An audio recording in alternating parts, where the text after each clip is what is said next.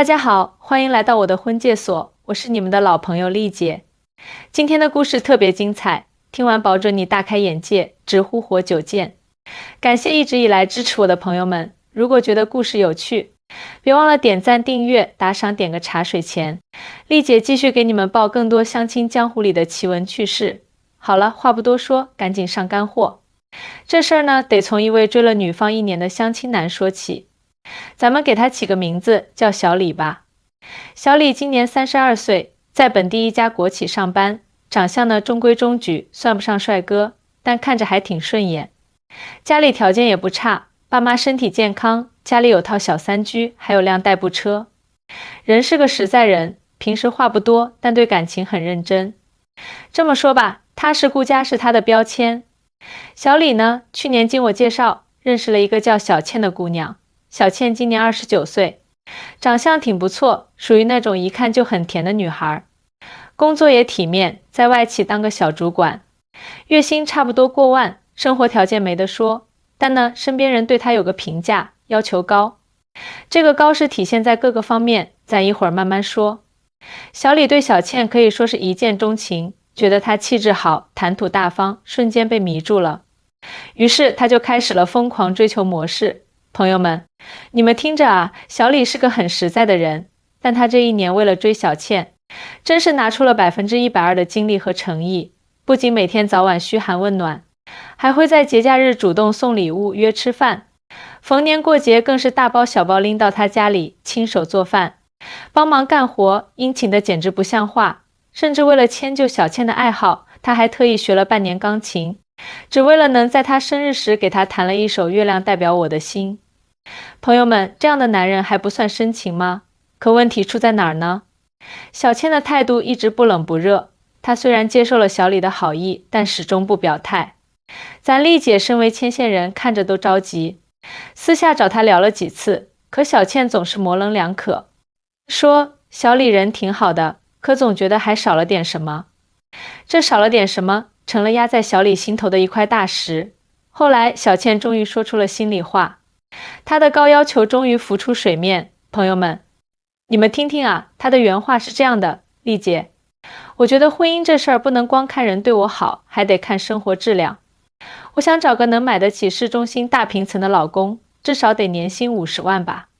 还有车子得是 BBA 起步，最好是奔驰 S 级，不然以后带我出门我没面子。我爸妈说了，嫁人不能亏了自己，我不能因为着急结婚就将就了。朋友们，这话听得丽姐心头火直冒。我心说，你这是要找老公还是找银行啊？小李对你那么好，你能不能稍微现实点？咱看感情不看物质行不行？可丽姐毕竟是干这行的，不能太冲，只能劝她，小倩啊，婚姻是2个人过日子，不是比谁家更有钱。小李虽然没有大平层和豪车，但他努力上进，对你又真心实意，这样的男人真的不多了。你再考虑考虑，不要把要求卡得太死，幸福可是自己的。可惜小倩压根没听进去，只是淡淡的说，丽姐，我知道你是为我好，但我真的不想委屈自己。哎，丽姐听完真是无语了，心想你这是哪儿委屈了？可再劝也没用，只能让小李再努力看看。结果呢，这1年过去了，小李依旧没能捂热小倩的心，最后实在伤透了心，只能放手。他跟我说，丽姐，我是真的尽力了，可他根本不懂珍惜，算了，我认了。事情到这里本该告一段落，可谁成想，小倩后来又找了个男朋友，才见面3天，就答应了人家求婚。这个男朋友条件是什么样呢？朋友们听好了，35岁，家里有2套市中心的房子，还有一辆奔驰 GLS， 身高183，长得帅气，工作是某大公司的副总。总之完美契合了小倩的所有要求。小李听说后气得差点没把手机砸了，他跑来找我，一脸愤懑地问，丽姐，这世界还有天理吗？我对他那么好，追了1年都没能娶回家，他才追了3天他就同意了。这就是所谓的现实吗？朋友们，听到这儿你们心里怎么想？是不是也替小李感到不值？丽姐当时真是又气又无奈，可也只能拍着小李的肩膀安慰他，小李别难过，这种女孩不值得你爱，咱再好好找，肯定能遇到那个真正懂你的人。小倩的高标男友用3天时间就拿下了她，而小李在这儿憋屈了一整年，最后什么都没得到。你以为这事就这么结束了吗？没有。小倩和她的新男友开始了高调的秀恩爱炫条件模式。朋友们，你们可能想不到，这俩人还主动找到小李，来了一场正面交锋。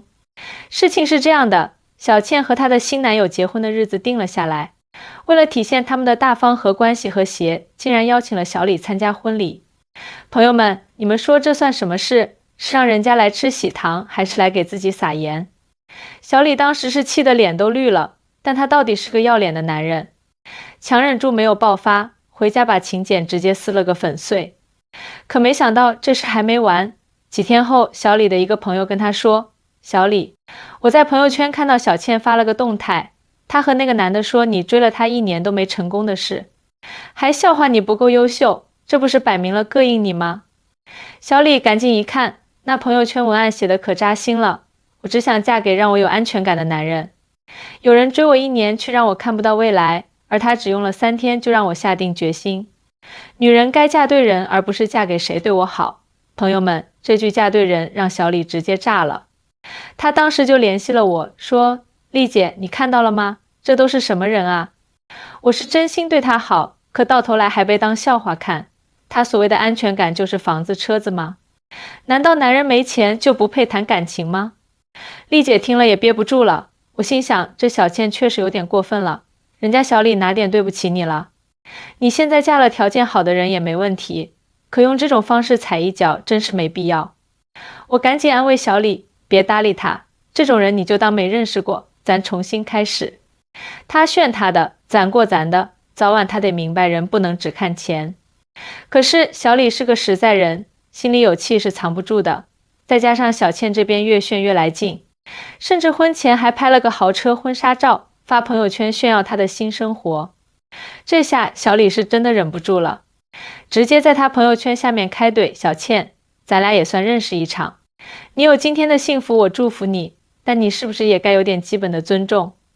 追你1年是我的事，但你拿这事当谈资笑话别人，是不是有点过了？你口口声声说要嫁对人，可你考虑过什么叫对吗？房子车子再多，没有真心，你也不一定能幸福。别拿我当垫脚石，不然我怕你摔下来会更疼。朋友们，这段话丽姐看了都觉得解气。小李这一下直接对到点子上了，也没给小倩留什么面子。小倩没想到小李会在公开场合这样说她，当时就恼了，回怼道，我不欠你什么，你追我是你自愿的，又不是我求你。还有，我现在过得很好，不需要别人指手画脚。幸福不幸福是我的事。这一来一回，朋友圈直接炸开了锅。一群朋友在下面看热闹，有人劝和的，有人站队小李的，也有人觉得小倩没做错什么，场面相当混乱。而丽姐呢，作为这对前相亲对象的红娘，还被朋友艾特进了这场骂战。我一看这个局势，赶紧拉了个小群，私聊2人，小倩、小李，咱能不能有点风度？你们俩的事，外人看着只会笑话你们，不值得啊。小李，你别再发火了，这样只会让他更得意。小倩，你也差不多得了，已经幸福了，就别再踩别人了。朋友们，我这一通劝，总算让2人都消停了下来。可这事儿在小李心里还是成了个大疙瘩。他跟我说，丽姐，我现在觉得谈感情真是太难了，女人都像她这样现实吗？以后我是不是直接找个没要求的姑娘，能过就行？丽姐听到这儿，赶紧纠正她的想法。小李，不是所有人都像他这么看重物质，感情还是有的，但咱确实得擦亮眼睛找对人。有些姑娘是喜欢钱多点，可也有懂得珍惜感情的。咱别因为一个人否定了所有人，慢慢来，姻缘这事急不得。小倩的新婚生活在她以为圆满了之后，开始展现出了她原本没预见到的复杂情况。朋友们，这就叫天道好轮回。人生难预料，她的新丈夫表面上条件不错，但问题也悄然浮现。小倩的新老公，我们叫他小周吧，咱也不取别的名字，免得误伤无辜。小周的背景前面咱简单提过，家里有2套市中心的房子，奔驰 GLS 开着也不在话下，年薪更是妥妥的副总级别，简直符合了小倩最初口中的高要求，她一直想找的那种优秀男人。但是朋友们，有时候条件好不代表婚姻一定能幸福。小周虽然表面看起来无懈可击，但这人有个让人心头发凉的特点，非常自私。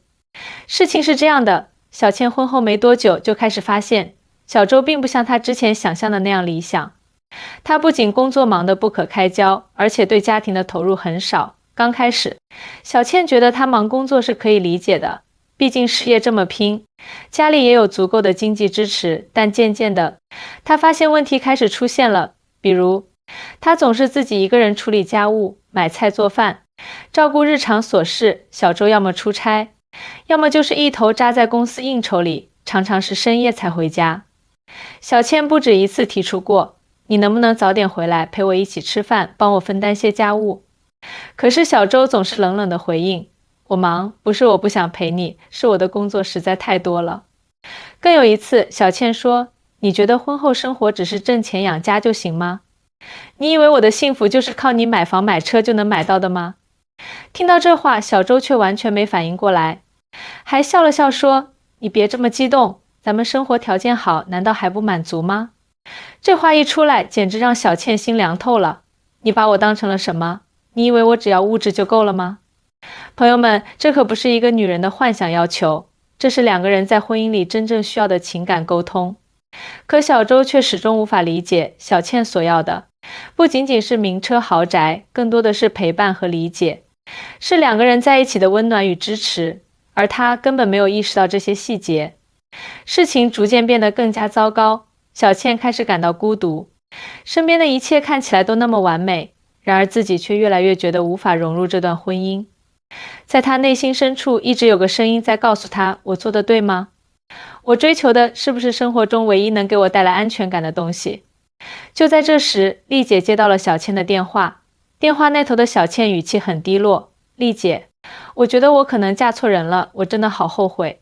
为什么我当初那么追求那些物质的东西，而忽视了人的内心和感情？小周现在跟我越来越远，我感觉我们之间已经没有什么共同话题了。丽姐听到这里，心里一阵叹息，小倩终于明白了，但为时已晚。我赶紧安慰她，小倩，这件事不怪你，你当时也只是按照你认为的标准去找寻你的幸福，每个人对婚姻的定义不同，但你现在意识到自己不想再过这种没有温度的生活，也许还是可以调整的。关键是你能清楚地知道自己想要的是什么。小倩听了我的话，似乎稍微缓解了些，但依然觉得很痛苦。她开始怀疑自己做过的所有选择，认为自己那时候怎么会那么冲动，竟然只看重了物质，忽视了感情。她回忆起小李对她的好，渐渐的她才明白，那个温暖的男人或许才是她真正需要的人。而与此同时，小李也没闲着，尽管心里很难受，但他并没有完全放弃寻找属于自己的幸福。丽姐知道他有一段时间挺消沉的，但慢慢的他又振作了起来。小李开始重新调整自己的心态，参加更多的相亲活动，结交了一些新的朋友，甚至有了一些新的兴趣爱好。随着时间的推移，他也逐渐从小倩的阴影中走了出来。直到有一天，小李突然给我打了电话，说，丽姐，我遇到了一个不错的姑娘，挺合适的，我觉得这次应该是我走对了路。听到这里，丽姐心里松了口气，终于看到她有了新的希望。这也让丽姐深刻意识到，婚姻不仅仅是物质的堆砌，更重要的是两个人是否能够真正理解对方，彼此扶持。而那些追求虚荣、只看重条件的短视选择，最终都可能让人迷失在假象中，错失最重要的东西。至此，小李和小倩的故事暂时告一段落，但他却给我们留下了深刻的教训。在婚恋这条路上，我们每个人都在摸索前行，不要让外在的光鲜亮丽蒙蔽了自己的内心。真正的幸福往往藏在那些看似普通，却充满真心的人身上。各位朋友们，今天的故事就到这里，感谢你们的耐心聆听。如果你有类似的困惑或者相亲故事，欢迎随时来找丽姐聊聊，咱一起分析，一起解答。记住，婚姻这条路走得踏实才最有意义。也祝大家都能找到那个适合自己的人，走向属于自己的幸福。